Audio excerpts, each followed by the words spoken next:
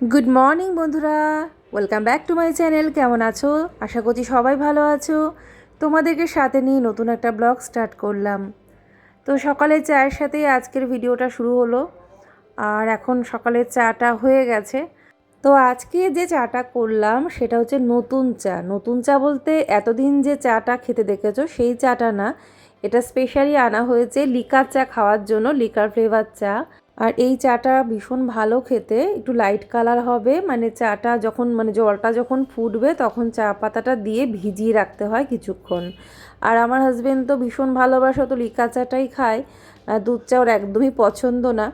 আর আমিও এখন তো গরম পড়ে গেছে, আমি এখন সেরকম একটা দুধ চা খাই না, লিকার চাটাই খাই। সবাই আর কি লিকার চাটাই খেতে পছন্দ করি।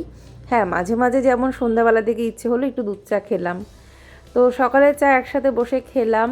আর তারপরে এখন ব্রেকফাস্টের জন্য দেখলাম ব্রেড রয়েছে ফ্রিজে, তো দেখলাম ব্রেডটাই ঝটপট করে একটু সেঁকে দিয়ে ওদেরকে বাটার দিয়ে দিয়ে দিই, তারপরে রান্নাটা করে ফেলবো। আজকে আর সেরকম কোনো খাবার দাবার বানাতে ইচ্ছে করলো না সকালবেলা, একটু দেরি হয়ে গেছে। সকালে আজকে ঘুম থেকে উঠতে অনেকটাই লেট হয়ে গেছে। তারপরে এখন এই যে ভাতটা বসিয়ে দিয়েছিলাম, ভাত হয়ে গেছে, ভাতের ফ্যানটা ঝরাতে দিয়ে তারপরে কিছু মুদিখানা জিনিসপত্র একটু ঢেলে নেব, অনেক কিছুই ঢালতে হবে। আনা হয়েছে, মুগ ডালটা এনেছে, তারপরে আরও ডাল সেই প্যাকেটে ছিল, ওগুলো একটু ঢেলে গুছিয়ে নিয়ে তারপরে রান্নাটা করব। তো এখানে এই কন্টেনারের মধ্যে সোয়াবিনটা ঢেলে নিলাম, ওটা প্যাকেটেই ছিল, মানে খালি হওয়ার পরে বাকিটা ঢেলে নিয়েছি। আর বাদবাকি এবার সমস্ত ডালগুলো ঢেলে নেব। ছোলার ডাল, মটর ডাল, মুগ ডাল, তারপরে ছোলা একটা আলাদা কন্টেনারে ছিল, সেটা আবার আলাদা একটা পাত্রে ঢাললাম। ভাবছি কিছু কন্টেনার কিনবো ঘরের জন্য, কয়েকটা কেনা দরকার, মানে কিছু জিনিস এখনও সেই মানে প্যাকেট করে রাখতে হচ্ছে, মানে আরও কিছু কন্টেনার দরকার, কারণ ওই কয়েকটা নষ্ট হয়ে গেছে, বাতিল করে দিয়েছিলাম। তো কয়েকটা দরকার, কিনে নেব। তো যাই হোক, চলো এগুলো একটু গুছিয়ে নিই, তারপরে রান্নাটাও করব। ছোট্ট একটা ব্লগ তোমাদের সাথে শেয়ার করছি, আশা করছি তোমাদের ভালো লাগবে। তো এরপরে হয়তো তোমরা নতুন কিছুই দেখতে পাবে, আমি সেটাই তোমাদেরকে এখন আগে থেকে বলছি না। সাডেন অনেক কিছুই চেঞ্জ দেখবে তোমরা। আমি তো ভীষণ খুশি, আর তোমাদের সাথে শেয়ার করতে পেরে আরও খুশি হব। ব্লগের মাধ্যমে তোমরা সব কিছুই জানতে পারবে, দেখতে পাবে। ঠিক আছে, তো এখন কিছু বলছি না। তো যাই হোক, এই চ্যানেলের সাথে থেকো, এখানেই আমি ব্লগগুলো আপলোড করব, মানে পরপর সব আসবে, সব দেখতেই পাবে, জানতেই পারবে।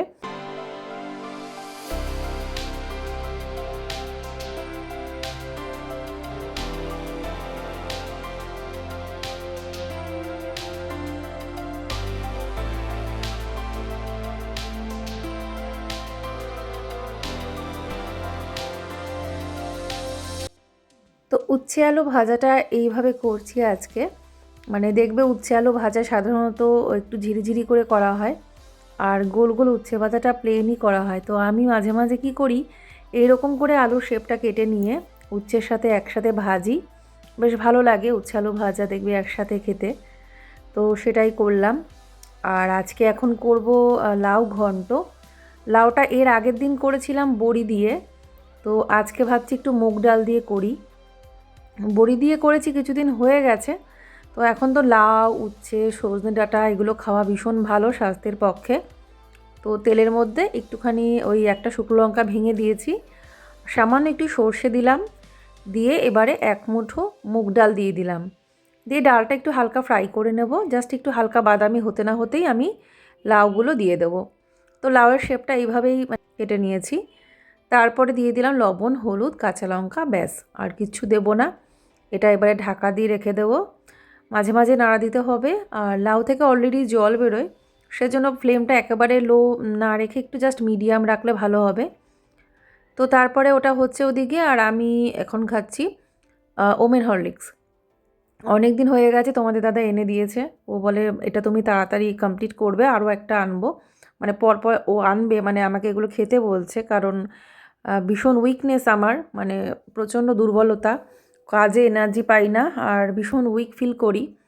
তো সেই জন্য ও বলছে তোমার কিছু সাপ্লিমেন্ট দরকার। তো একদিকে ওমেন হরলিক্স আর একদিকে কিছু ভিটামিনের ট্যাবলেট ও সব কিছু এনেছে, কিন্তু আমি ঠিকমতো খাচ্ছি না নিয়মিত, সেটা নিয়েও বকাবকিও করছিল। তো আজকে ও মনে করিয়ে দেওয়াতে আমি জাস্ট হরলিক্সটা খেলাম। তো ভাবছি এখন থেকে মনে করে সকালবেলার দিকে মানে ব্রেকফাস্ট তো সেরকম হেভি একটা করি না, তো হরলিক্সটাই খেয়ে নেব। তো যাই হোক, লাউ ঘন্টটা চিনি দিয়ে একটু নাড়াচাড়া করে নামালাম। তারপরে এদিকে পনিরের তরকারিটাও হয়ে গেছে। আর লাস্ট আজকে একটা জিনিস করছি, এটা হচ্ছে লাউয়ের বাকল আলু ভাজা। এই যে এটা ভীষণ ভালো লাগে আমার। তো লাউয়ের বাকল দিয়ে আলু দিয়ে ঝিরিঝিরি করে এরকম করে ভাজা করলাম। তো এই ছিল আজকে রান্নাবান্না। এরপর আর কিছু তোলা হয়নি, ভিডিও করা হয়নি। তো রান্নাবান্নার পরে তারপরে আর সেরকম কাজকর্ম ছিল না। কাজগুলো সকালে হাতে হাতে যেহেতু ও করে দিয়েছিল, সেজন্য সব কাজ আমাকে করতে হয়নি। খাওয়া দাওয়ার পরে একটু রেস্ট নিলাম সন্ধ্যাবাতি দিয়ে, এখন একটু চা করে নিলাম। তো যেহেতু মিল্ক পাউডারটা এনেছে এভরিডে, তো সেই জন্য একটুখানি চা আর কি করলাম, দুধ চা। আর মায়ের জন্য লিকার চা। তো মা দুধ চাটা খাওয়া বারণ, তো ওর জন্য মা খায় না। এক আধ টাইম তাও মাঝে মধ্যে খাওয়া হয়, খুব রেয়ার। তো যাই হোক, এখন এই চা খেয়ে তারপরে আজকে রাতে রান্নাবান্না সেরকম কিছু নেই, শুধু কটা ভাত করে নেব। আর এই এখন তোমার দাদা বাড়ি এসছে, 9টা মনে হয় বাজে, নাকি 9:30, ওই 9:30 ধরো। তো যাই হোক, আসার সময় মানে ঠাকুরের জন্য ফুল এনেছে, তারপরে আমার জন্য গোলাপ ফুলের থোকা নিয়ে এসছে, অনেকগুলো ফুল নিয়ে এসছে গোলাপের। তো আমি তো ভীষণ খুশি, ফুল দেখলে কে না খুশি হয়। ও আগে এরকম অভ্যাস ছিল ওর, মানে প্রায় সময় ফুল নিয়ে আসতো আমার জন্য। তো আমি বললাম আবার হঠাৎ করে ফুল আনলে? বলছে এই ফুল দেখে তোমার কথা মনে পড়ে গেছে, তাই নিয়ে আসলাম গোলাপগুলো দেখে। তো আমি খুব খুশি। আর যাই হোক, আর এর আগের দিন এনেছিল, এটা হচ্ছে ওই দোল পূর্ণিমার দিন মনে হয়, না দোল পূর্ণিমার আগের দিন, তখনও এরকম গোলাপ নিয়ে এসেছিলো কিছু আমার জন্য। আগের দিন ওর সাথে আমার একটুখানি ঝগড়া মতো হয়েছিল, তো মনটা আমারও খারাপ ছিল, ওরও একটু মুড অফ ছিল। তো আমি বললাম কি সেই কারণেই কি ফুলটা আনলে, তারপরে হাসছিল।